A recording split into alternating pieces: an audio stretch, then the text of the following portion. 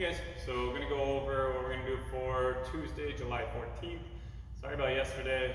I don't know, Charter had an outage with our internet, so I wasn't able to upload yesterday's video, so sorry if you got kind of bored repeating another day's video, but it's the best I could do so. So today, Tuesday, July 14th, going over a little jumping, a little power work. So warm up, same as always. Gone through it on your own. Part A, we are going to go low pogos, mid pogos, high pogos.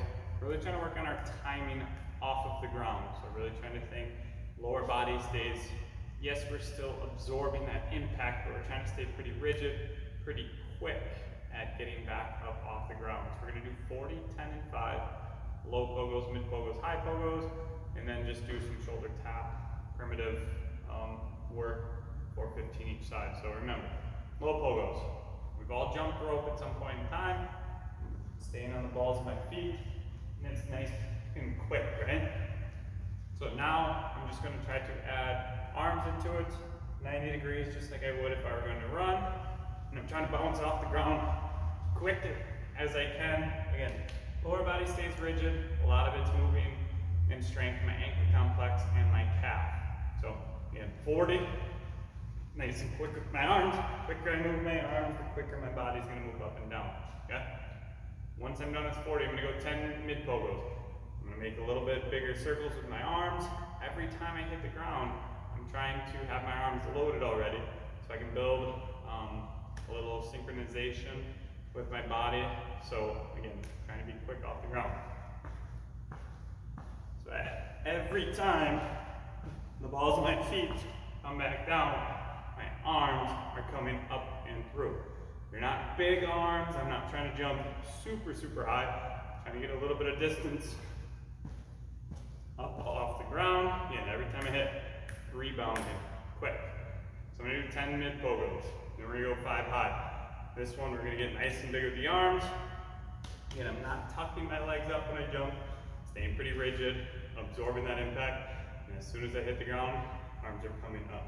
Again.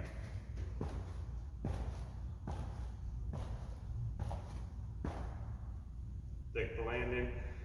Once you're done with 5, 5 high pogos, and then we're just going to go primitive position, so a little bit closer to my hands, a little bit wider with my feet.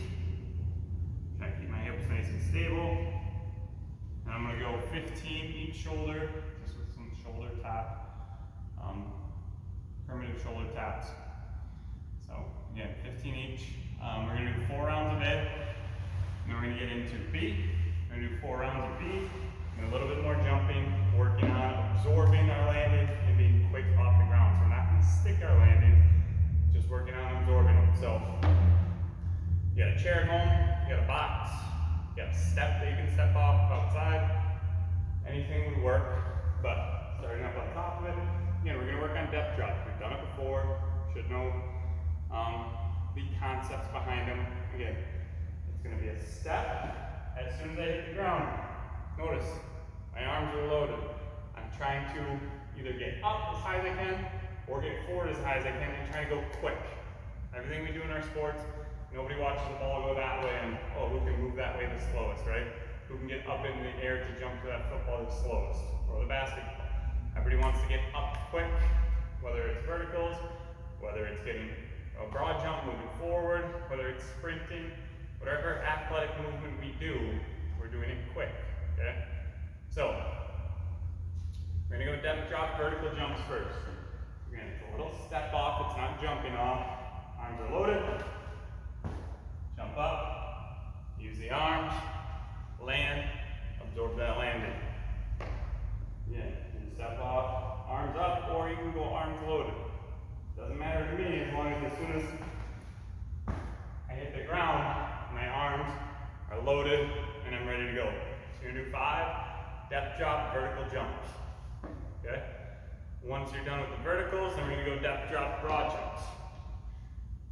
So I'm not trying to, just because I'm trying to go forward, doesn't mean I'm trying to step off and jump, or step off with distance forward. I'm still stepping off, hitting the ground right in front where I would.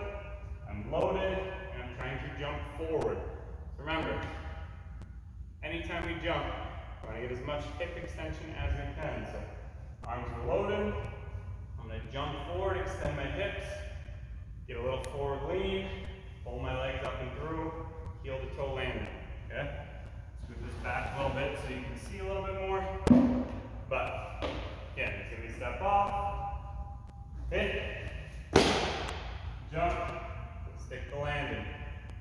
Hopefully you guys can see that. I don't know how far out of frame I am, but I'll go one facing you guys. So again, start tall, step, hit. Again, you should have seen good hip extension, pulling that leg up and through. So you're gonna do 5 depth jump or depth drop broad jumps. Okay? Then we're gonna go depth drop lateral jumps. So I'm actually gonna step forward off of the box, just like I would forward this way. But I'm going to do it facing you guys so you can see. I'm going to step forward off. And remember, when I do a lateral jump, try to get as far to the right or left as I can without turning my hips and crossing my feet. Arms are the only thing that come across my body, and I'm throwing them up and across, trying to get as much distance as I can. So, let's scoot this back a little bit. But starting here, same thing. It's going to be a step off. As soon as I hit the ground, my arms are loaded. Or you can come down across and I'm loaded here. That would be a little bit harder. It's going to take a little bit more coordination. So if you want to, step off here, jump, and land. Notice where I landed. I drifted a little bit forward. I don't want to go too far forward. I want to be in a pretty straight line from where I stepped up, because that means I'm using 100% of my force to try to get as far laterally as I can, rather than moving a little bit forward or backward, right? Again, the other way you can do it, drop. And notice when I land, I didn't move my feet, I didn't scoot them. They're right underneath my hips. So now, in sports, if I do that lateral jump, and I need to head in any direction, cut this way, cut that way, my feet are underneath my hips in an athletic position, and I'm ready to go. If I land like this, I'm going to be kind of slow moving side to side, right? So I'm going to do 5 depth drop, broad or lateral jumps to my right, and I'm going to do 5 to my left. Okay? Again, we're going to do 4 rounds, but in between all those jumps, we're just going to go some hollow tucks. So, just like our hollow ups, it's going to be in this position, and now I'm just going to tuck my legs up, straighten them back out. My upper body doesn't move, arms are back behind my head. I'm just tucking my legs in and straightening them out back to that hollow up position. So you're going to do 10, You're going to do 10 hollow tucks at the end of, or after each and every round. Again, we're going to do 4 rounds. Then we're going to get into a little ankle work, okay? So, in sports, you need strong ankles. Whether you're landing, whether you're taking off, whether you're cutting, whether you're sprinting, every single athletic movement that we do starts with our feet and with our ankles. If we don't have strong feet, we don't have strong ankles, we're not going to be able to move as athletically as we need to on the field, on the court, on the track, whatever it is that we are doing. So, first one we're going to do, the first thing, I want you guys to go barefoot or just socks. Okay? Take your shoes off, make that foot really try to stick to the ground rather than having a shoe to support it. So, first one we're going to do, we're going to do a single leg RDL plus a reach. We're not reaching with our arms, we're reaching with our leg. So, whatever leg you want to start with, I'd start with the one that's a little bit worse for balance, just because as you get a little bit more tired, it's going to be easier with that other leg. So the one that sucks a little bit more for balance is my left leg. I'm going to slightly bend my knee. Remember, this back leg leads when I do a single leg RDL. So I'm going down, back leg leads. Hopefully it looks nice and straight. I'm reaching with my heel, working on a little bit of balance. When I come back to the top, I'm going to reach out forward in front of me. I'm going to reach back again, down into the RDL position. Notice my foot's wiggling a little bit.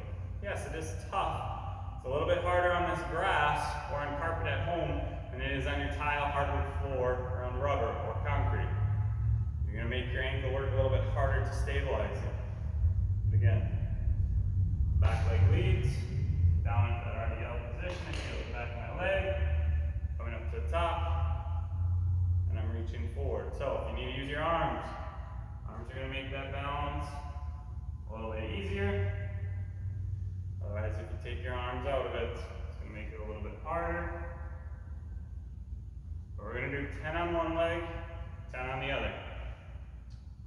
Once you're done with that, we're gonna go ankle squats. So, yes, you should be able to stand on the outside of your ankle. Your ankle should be strong enough to be able to support you like this. Okay? So I'm gonna stand on the outside of my ankles. I'm gonna get down into a squat. I'm gonna stand back up. Still on the side of my feet. Squat back down. Stand back up. We're gonna do 20.